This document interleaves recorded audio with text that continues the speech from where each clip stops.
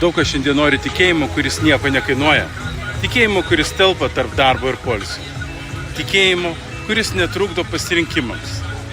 Tikėjimo, kuris nekelia klausimų. Bet Jėzus nuo pat pradžių pasako, sekimas juo kainuos.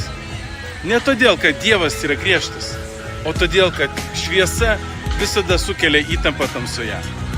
Ir tada Jėzus, žiūrėdamas į žmonės, kurie gyvena spaudžiami, bijantis, nesaugus, jisai sako, palaiminti, kurie persekiojami dėl teisumo, nes jų yra dangaus karalystė. Mato 5:10. Tai skamba keistai.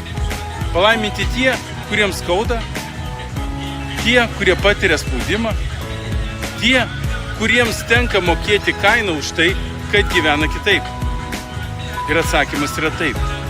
Nes Jėzus mato ne tik dabartį, bet ir amžinybę. Ką reiškia persekiojami dėl teisumo?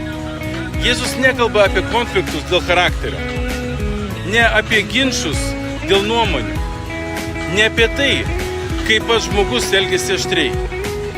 Jis kalba apie tai, kai žmogus renkasi gyventi pagal Dievo tiesą ir dėl to tampa nepatogus. Teisumas čia nėra būti geru, tai būti ištikimu Dievui, net kai aplinka sako nesusireikšmini. Visi taip daro, ar kam tau to reikia? Mums yra gerai pažįstamas spaudimas darbe, šeimoje, draugų rate, nerėkiantis, bet tylus. Pašaipa, ironija, nepasakyti besuprantami žvilgsniai. Ir tada kyla noras pasitraukti šešėlį, nebesakyti, ko tiki, nebegyventi taip aiškiai, taip kaip moko Jėzus.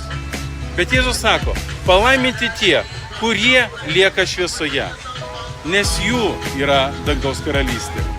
Tai ne pažadas ateičiai, tai yra dabartis. Dievo karalystė jau priklauso tiems, kurie renkasi ištikimybę. Jie gali prarasti patogumą, bet nepraranda Dievo artumo. Gal šiandien kažkur tyliai moki kainą už tai, kad gyveni kitaip. Gal niekas to nemato, bet Dievas mato. Ir Jėzus sako, tu nesi pralaimėtojas, tu esi palaimintas.